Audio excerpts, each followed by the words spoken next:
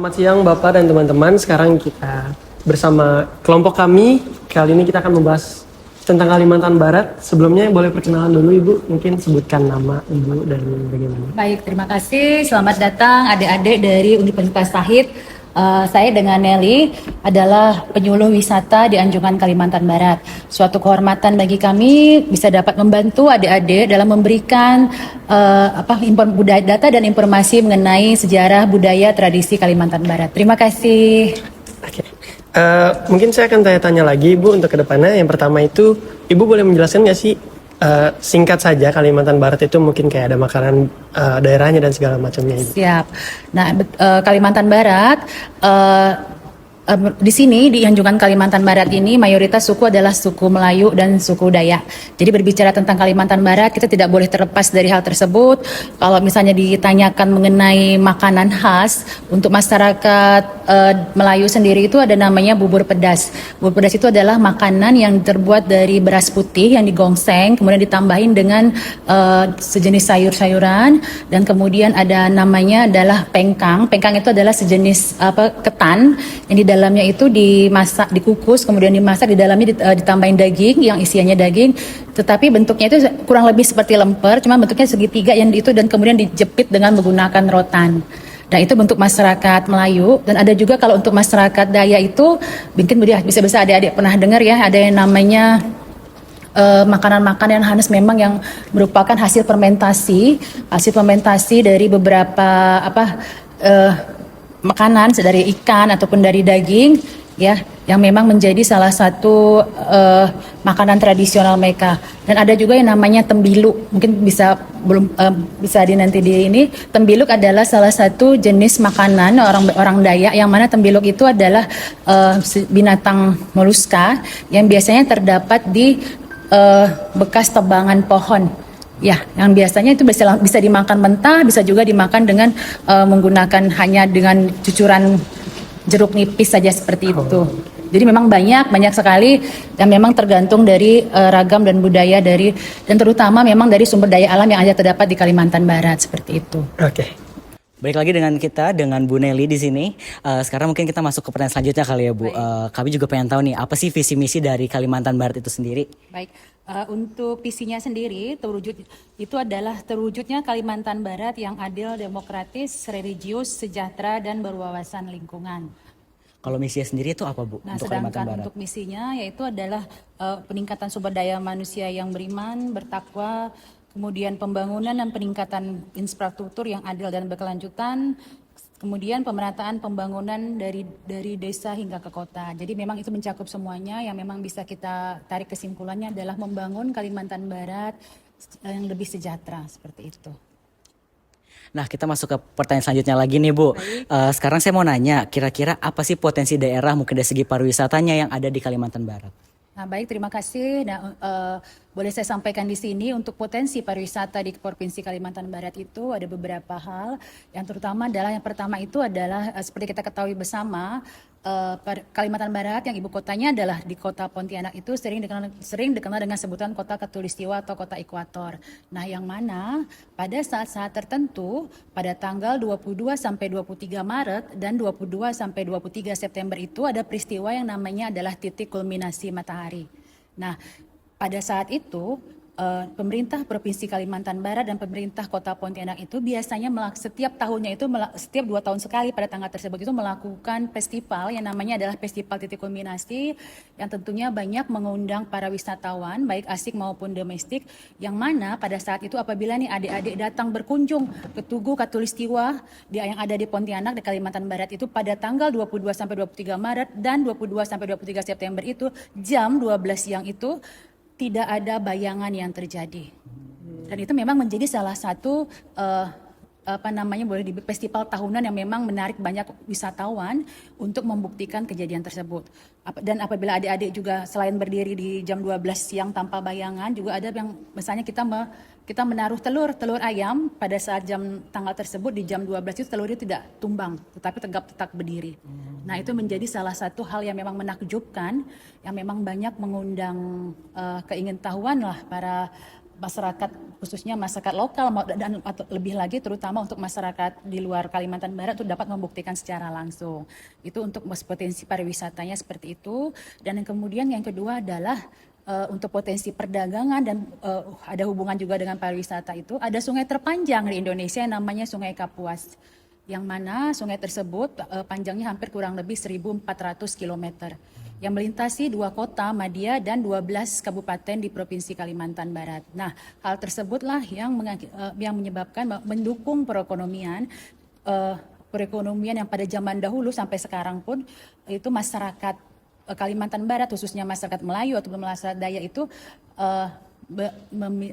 berpotensi dalam hal perdagangan, memudahkan dalam hal alur keluar masuknya barang, baik dari luar Pontianak ataupun yang datang ke dalam di kota Kalimantan Barat seperti itu. Dan yang menjadi unikannya lagi oleh Dinas Pariwisata di Kota Pontianak dan Dinas Pariwisata pemerintah Kalimantan Barat juga diadakan di sepanjang Sungai Kapuas itu ada yang namanya adalah Waterfront City. Jadi di sepanjang Sungai Kapuas itu dibikinlah di sisi kiri dan kanannya itu di sepanjang Sungai Kapuas itu ada dibikin antara daerah Waterfront City yang mana menjadikan salah satu pusat wisata budaya. Di situ memang kita mengenalkan kepada pengunjung, kepada wisatawan, wah ini loh suasana dan tradisi yang aslinya masyarakat Kalimantan Barat seperti itu. Bu, kita lanjut lagi sama Bu Nelly.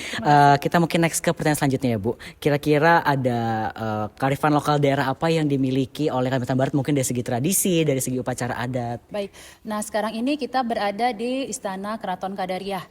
Yang mana Istana Keraton Kadariah ini yang di Anjungan Kalimantan Barat ini bentuknya sama persis dengan yang aslinya yang ada di Pontianak, Kalimantan Barat. Didirikan oleh Sultan Abdurrahman Al-Qadri pada tanggal 23 Oktober 1771.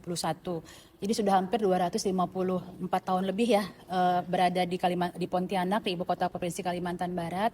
Nah ini versi miniaturnya, versi pengetahuannya di Taman Mini Indonesia Indah. Tapi apabila adik-adik sudah berada duduk di sini, itu sama halnya adik-adik sudah berada di tempat yang asli di Pontianak karena sama persis seperti ini yang dibuat oleh sebagai pengetahuan lah untuk pengunjung semua di sini. Nah, untuk mengenai upacara ritual tradisi masyarakat Melayu, khususnya Melayu Pontianak itu ada tradisi yang namanya adalah besaprah.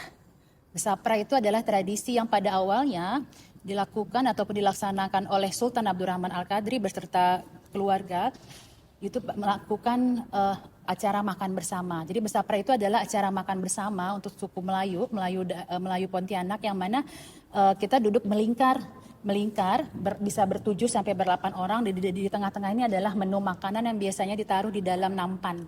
Jadi ada nampan beserta lauk pauknya. Dan itu adalah namanya tradisi besaprah. Jadi ada berbentuk lingkaran seperti itu di tengah-tengah istana kesultanan di Kalimantan Barat. Untuk jumlah sendiri harus 8 Bu? Bisa 7 ataupun 8. Menyesuaikan dengan jumlah undangan dari pihak kesultanan seperti itu. Oke, tadi kan kita sudah membahas tentang potensi daerahnya Ibu, juga ada kearifan lokal daerah. Mungkin saya mewakilkan teman-teman yang menonton dan teman-teman saya di sini. Kita juga penasaran tentang pendapatan utama daerah dari Kalimantan Barat ini. Baik, untuk di Provinsi Kalimantan Barat, pendapatan daerahnya itu bersumber dari perdagangan, terus ada pertanian, dan juga ada perkebunan seperti itu. Mungkin bisa kita lihat semua, dan di situ untuk pertambangannya sendiri ada bauxite, dan untuk perkebunan itu ada kebun sawit seperti itu. Dan memang merupakan untuk saat ini menjadi salah satu pendapatan asli daerah terbesar bagi kota Pontianak. Dan memang khusus di kota Pontianak sendiri yang merupakan ibu kota Provinsi Kalimantan Barat itu akan menjadi salah satu pusat perdagangan yang akan dijadikan salah satu pusat perdagangan di Kalimantan, yang mana memang letak geografis kota Pontianak itu benar-benar berdekatan dengan Singapura dan Malaysia. Jadi sedang dibangun pelabuhan laut yang bersifatnya internasional, yang mana itu akan diharapkan akan lebih meningkatkan pendapatan asli daerah dari luar negeri khususnya untuk lebih dekat dari negara Malaysia dan Singapura serta lainnya seperti itu. Guys, sekarang kita sedang ada di rumah Bentang, betul ya Bu? Ya, betang atau rumah Betang, panjang. rumah Betang atau rumah panjang ini adalah rumah adat dari suku Dayak. Dan sekarang mungkin kita juga udah megang nih alat tradisional atau senjata tradisional suku Dayak. Mungkin Ibu Nelly boleh jelaskan sedikit kayak ini asal usulnya atau dulu dipakai untuk apa dan semacamnya. Baik, terima kasih. Nah, ini sekarang kita berada di rumah panjang atau rumah betang yang merupakan rumah adat untuk masyarakat Dayak di Provinsi Kalimantan Barat. Nah, ini yang saya pegang ini adalah sumpit. Sumpit itu adalah alat berburu masyarakat tradisional Dayak yang mana mempunyai dua fungsi. Jadi fungsi yang pertama nanti itu dari jarak dekat dan dari jarak jauh. Nah, ini adalah damak. Damak ini adalah seperti mata panah yang diisi nanti di dalam sumpit. Yang biasanya untuk aslinya sendiri itu di ujung tajamnya ini diolesi dengan bisa ular. Yang gunanya adalah untuk lebih cepat melumpuhkan target ataupun hewan ataupun buruan yang akan kita sumpit ya atau kita gunakan ini. Nah, penggunaannya dengan cara dimasukkan seperti ini, kemudian ditiup, kemudian setelah musuh atau targetnya lumpuh baru kita dekati dan kita tombak. Nah, itu adalah cara penggunaan sumpit dan nanti akan kita peragakan. Dan yang dipegang ini adalah mandau. Mandau ini juga mandau ini adalah seperti parang panjang ya, tapi ini semua dalam bentuk display ya, karena tempat wisata seperti ini yang juga kegunaannya adalah sebagai alat berburu untuk masyarakat Dayak. Dan ini adalah tameng.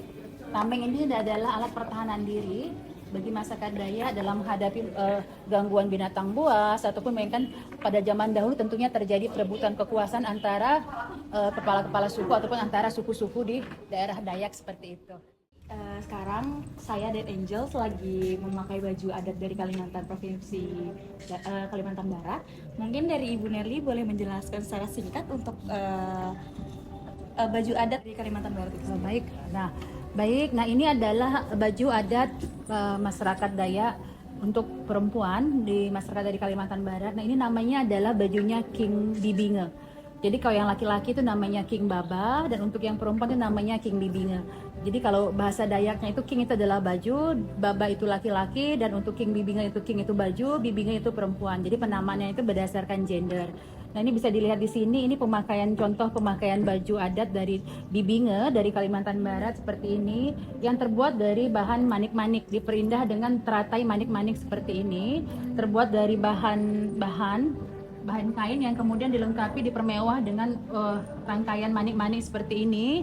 Bisa kita lihat seperti ini juga. Dan yang menjadi pelengkapnya adalah penggunaan ikat pengkala seperti ini dan dilengkapi dengan aksesoris yang terbuat dari atau yang berasal dari bulu burung ruai.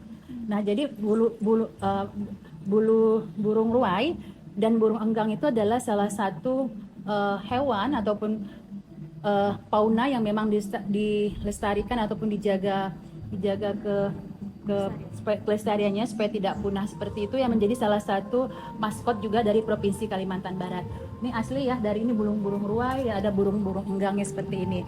Dan ini contoh dari baju bahan katun dan berupa manik-manik seperti ini. Jadi ini adalah sandung. Sandung itu adalah pada zaman dahulu orang Dayak itu tidak mengenal agama itu adalah agama Kaharigan, yang mana jika ada kepala suku atau meninggal itu tidak dimasukkan ke dalam tanah tetapi dimasukkan ke dalam peti jenazah seperti ini. Dan ini memang bentuknya miniatur dan ataupun dalam versi mini ya. Dan apabila nanti ada jenazah lagi kemudian ketumpuk ke dalam sandung yang rumahnya itu namanya adalah rumahnya Kulambu. Hingga pada akhirnya nanti bagian dari jenazah tersebut kan pastinya hancur ya. Yang tertinggal adalah yang paling lama tertinggal itu adalah tengkoraknya. Nah, tengkoraknya tersebut nanti akan ditaruh di dalam rumah baluk. Rumah baluk ini adalah salah satu rumah adat masyarakat Dayak yang mana memang bentuk dan jenisnya peruntukannya berbeda dengan rumah betang atau rumah panjang yang merupakan tempat tinggal dari masyarakat Dayak. Ini adalah rumah baluk yang tadi salah satu jenis dari rumah adat untuk masyarakat Dayak. Yang peruntukannya itu pada bulan Juni di Kalimantan Barat itu ada tradisi ataupun ritual yang namanya adalah nyobeng. Nyobeng itu adalah tradisi memandikan ataupun mensucikan tengkorak kepala suku yang tadi berasal dari sandung tadi.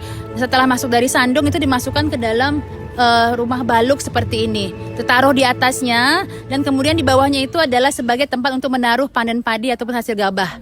Jadi rumah baluk ini adalah di setiap bulan Juni, di setiap tahunnya itu ada ritual yang namanya nyobeng, ritual membersihkan tengkorak kepala suku, dan ada juga tradisi yang namanya adalah gawai Dayak.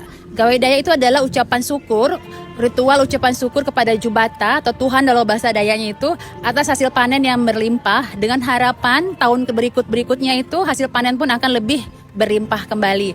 Oleh karena itu bentuknya rumah Jubata ini adalah lancip ataupun segitiga ke atas atau lebih dengan makna adalah lebih mengarah kepada langit ataupun ke arah Jubata. Atau lebih mendekatkan diri kepada Jubata seperti itu dengan tinggi hampir 12 meter dan dengan diameter adalah 10 meter seperti itu. Jadi ini memang salah satu keunikan dan keberagaman dari objek-objek wisata rumah adat yang berada di Anjungan Kalimantan Barat. Semoga dapat menambah wawasan, pengetahuan serta dan dapat membantu adik-adik dalam mengerjakan tugas-tugas kuliahnya. Sukses ya dan lancar selalu. Berdasarkan visi dan misi Provinsi Kalimantan Barat, terwujudnya Kalimantan Barat yang adil, demokratis, religius, dan berwawasan lingkungan yang berarti untuk membangun Kalimantan Barat yang lebih sejahtera.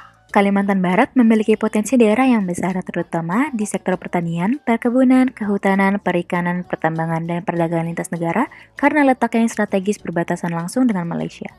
Untuk pendapatan utama daerah itu sendiri, sebagian besar berasal dari sektor perkebunan, khususnya kelapa sawit, lalu pertanian, kehutanan, serta perdagangan dan jasa.